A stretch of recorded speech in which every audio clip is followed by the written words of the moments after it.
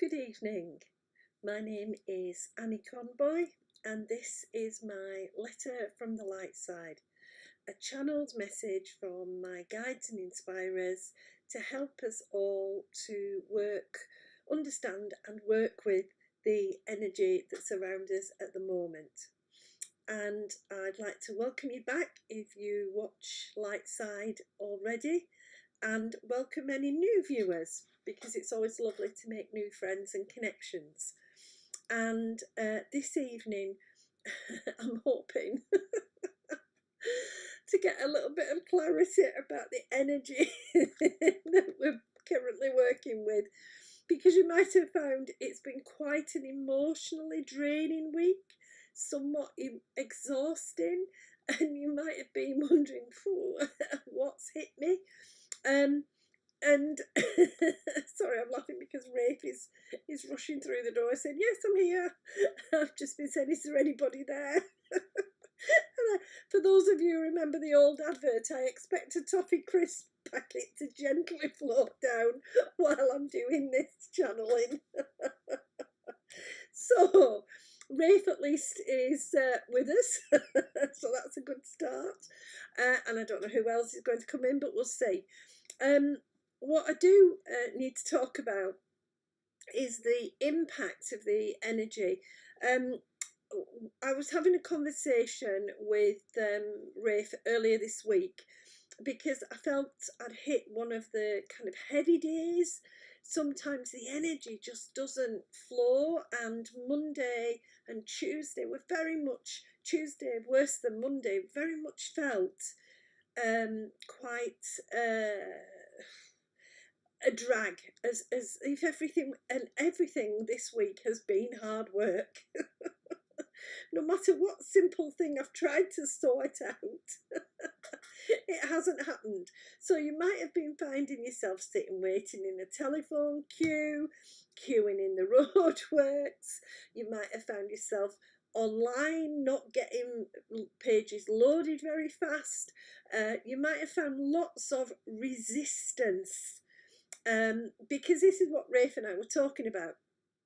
There's a shift in energy coming up, and that shift in energy is actually related to the very end of the ripples of 2012 energy.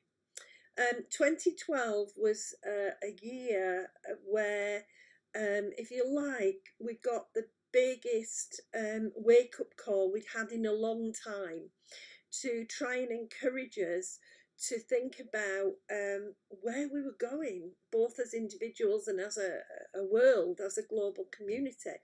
And since 2012, we've been working very hard to lighten our energy and to clear all the stuck energy that have been around us in the earth and in ourselves, and to change the ways in which we do things so that we do things from a higher spiritual understanding, and that we behave with more compassion, more love, forgiveness, gratitude towards each other, that we start to be of service to each other.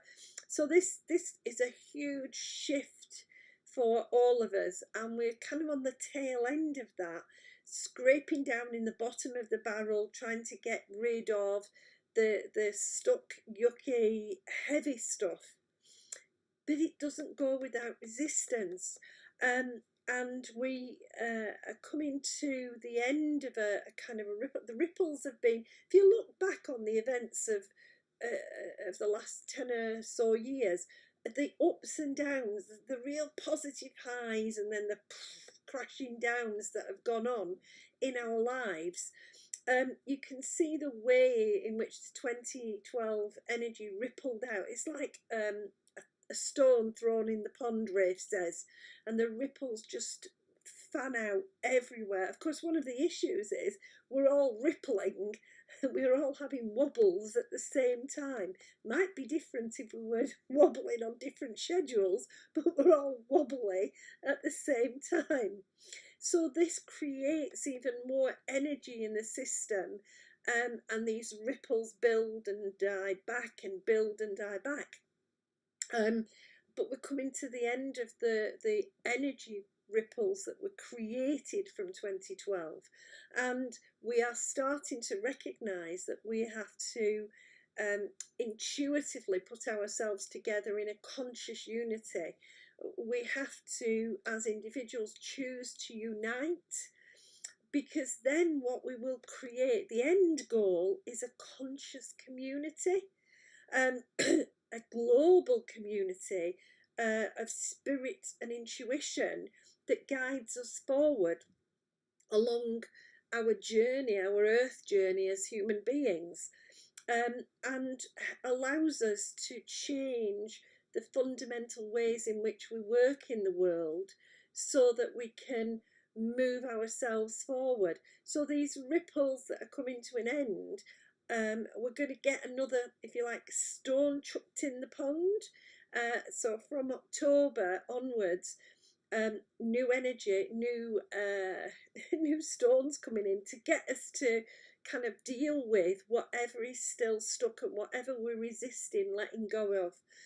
So it's a hard week in that respect.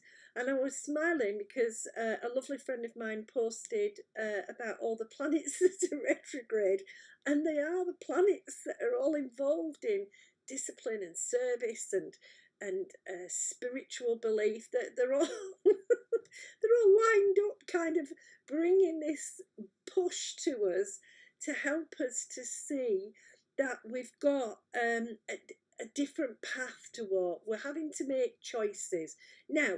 Might not be right at this moment because we haven't got the new energy. And what Rafe has been discussing with me is the new energy that's coming in and how much of a lift it will give us and a boost to our sense of self, because what's still wobbling is our sense of self. What's still not vibrating as comfortably as it could be is how we are about who we are, and understanding that we're here. Sorry, he's just used the word agitators. And I'm laughing because it is true. Intuitive people stir things up. First of all, by having a different viewpoint and by maybe coming from a different perspective on things. And and secondly, because we've experienced things that we're told can't possibly be experienced, but that we have. So we know that the whole answer isn't yet known. We know that there are things that people haven't yet switched on to. So in a sense, we kind of agitate the energy, get people to have a think about, well, if there's no such thing as an afterlife, what am I doing when the messages come from loved ones? That's a really good question. I don't make up the messages. The stuff comes in and it's stuff I couldn't possibly know. And so how does that happen? That's always been a fascination of mine, and Rafe knows it.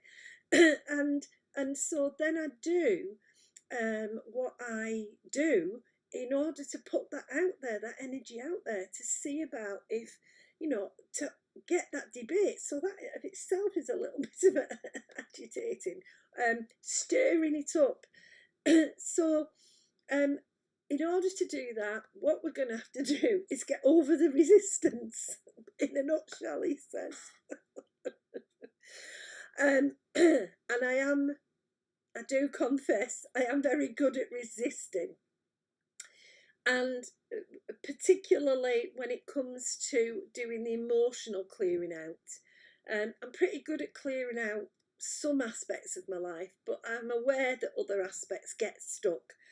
And what Rafe wants you to start noticing about this week we've just had is what got you stuck, what got you in the queue, what got you waiting, what got you irritated or annoyed or frustrated.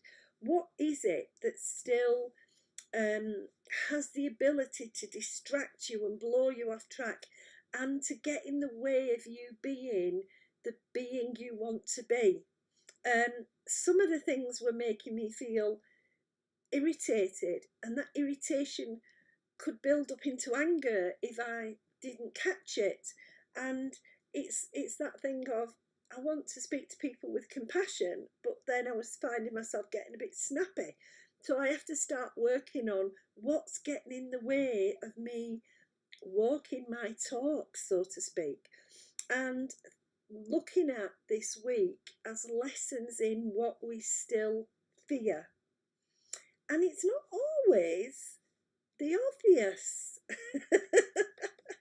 There's a huge, powerful energy of lack that fills this world, and Rafe's often talking about it, as are the archangels. They keep saying you don't lack anything.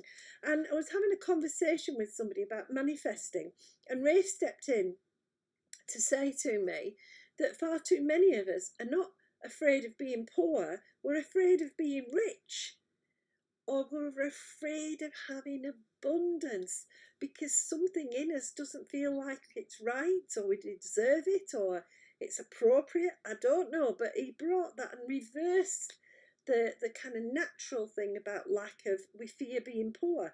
Well, actually, we lack often because we fear being abundant, rich. Let's use that word rich. We could all be rich in so many different ways, but we fear it sometimes as if we shouldn't have more than our share. And he was pointing this out to me about how globally we still have this fear and the issues of lack and how it distorts everything.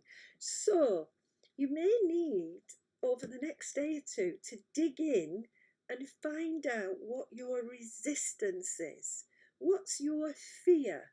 What is it that will stop you grabbing with both hands the exciting opportunities you can have to change your life? What do you fear? And be open to your guides giving you the nudge, so to speak, letting them make the penny drop. And they're very good at doing that in all sorts of interesting ways, just to confirm if you've hit the nail on the head. And that's the other thing about going forward. We are going to be going into different energies, and it is always, always helpful if you let your guides give you a steer. Now, there's lots of ways you can get a nudge from your guides. Sometimes for me it's feathers, sometimes it's coins turn up randomly, sometimes it's a picture I see, sometimes I'm just sitting there and the thought drops in my head. And I love these light bulb moments, whichever way they come. Sorry, Rafe's singing in my ear now. He's singing in my ear because he often puts his information through in songs. He'll get a couple of lines of a song stuck in my head and I'll be like, oh, all right. So it's also being aware that, you know, the guides are here, they're wanting to help us over this tough bit. And that if we kind of can surrender to the fact that we're just dealing with energy, and I say just because that's all it is, it's energy, it's not a permanent state of affairs.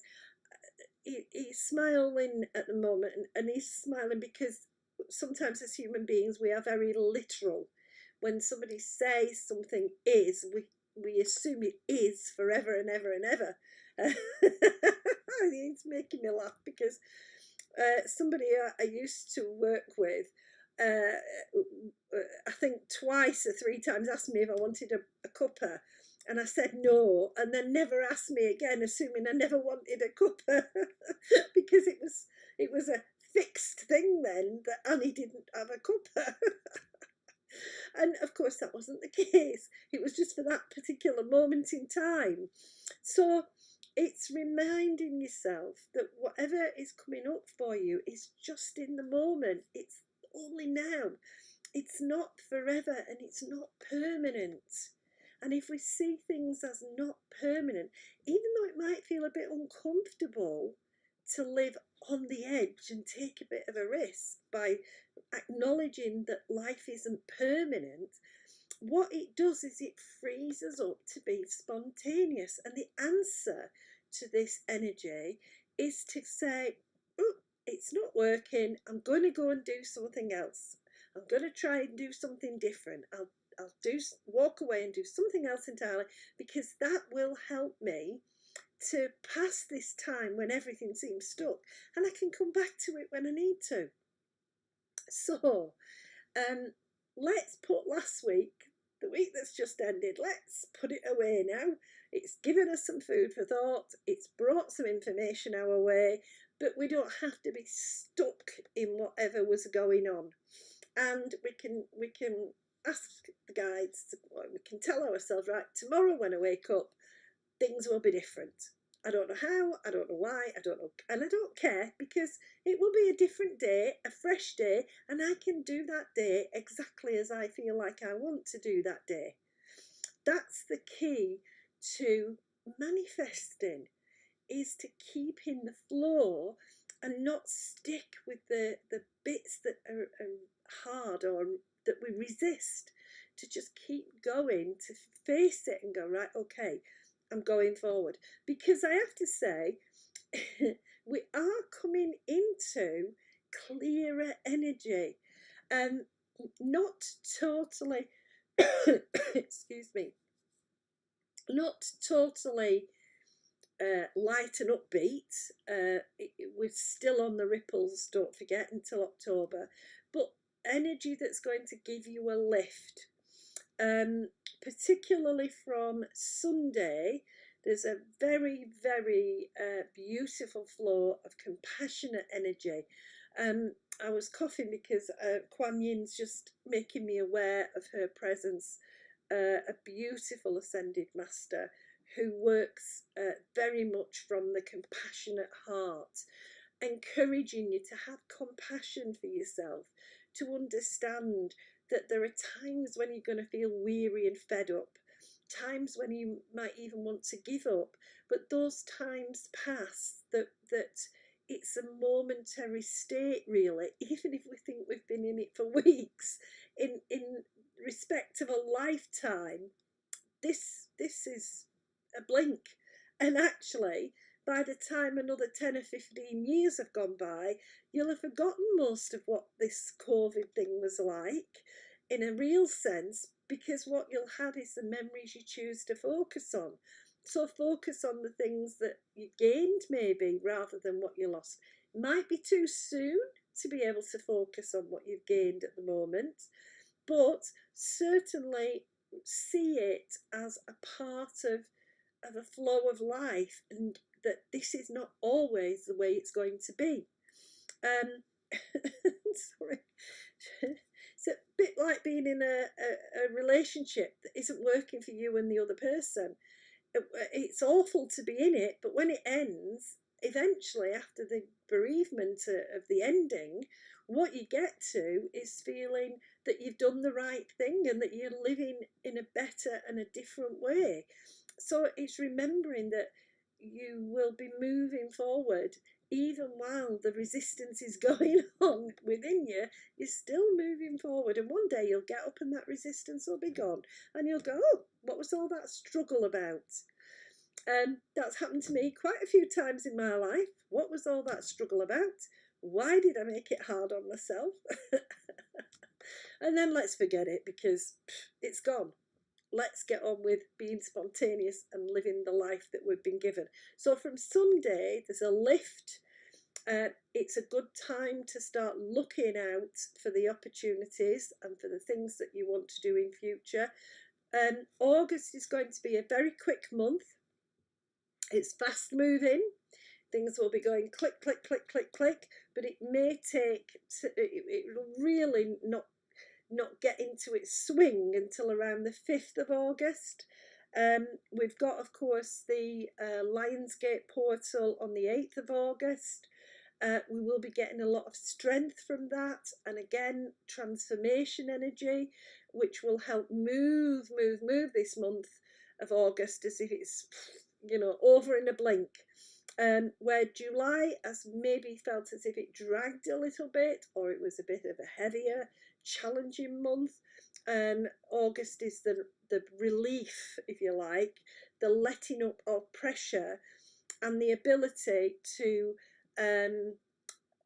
be more free with what you want to do and how you tackle things. I do feel that sorry, Kuan Yin again. I do feel that Kuan Yin is very focused on taking the pain away. She's very beautiful in her wisdom that we hold on to our pain longer than we ever really need to. Sometimes when things have happened, we've held on to that pain and bottled it up and not released it because we felt we couldn't deal with it there and then. Now you can deal with it. Now you can say, I don't need this memory or this energy or this feeling about myself or belief about myself. It is in the past, it's done, it's dusted. It didn't necessarily work the way I thought it might or expected it to, but life is about the unexpected, so I can let this unexpected go. It doesn't have to shape or be part of my life going forward. And I often call on Kuan Yin in my need to let things go. She is a wonderful ascended master to work with, to help yourself gently acknowledge and then release things you've been holding to your heart. The stuff that gets stuck on our chest never gets spoken about, maybe never even sees the light of day really, but she can help you to release that, and she can help you to recognize something that took me a long time to understand. I am who I am because of what's happened to me, and that there is strength in knowing that. There is something that speaks to me about a passion for life, knowing that no matter what has happened to me, no matter how I've been shaped, I've come out feeling happy with who I am. I've come out feeling satisfied. I've done what I could. Maybe not in the ways others expected, but I've done the best I could. And I think that's a real powerful, loving message Kuan Yin wants to give you this evening. Be compassionate towards yourself, because you've done whatever you had to. You've done the best you could. We aren't all given perfect lives. There's no such thing as a perfect life. And the sooner that we understand that our flaws are just as beautiful as our abilities, then we can start to be compassionate for ourselves. So it's a week coming up of compassion, of letting yourself be who you are. You are managing the world the way you are managing it, and that's fine.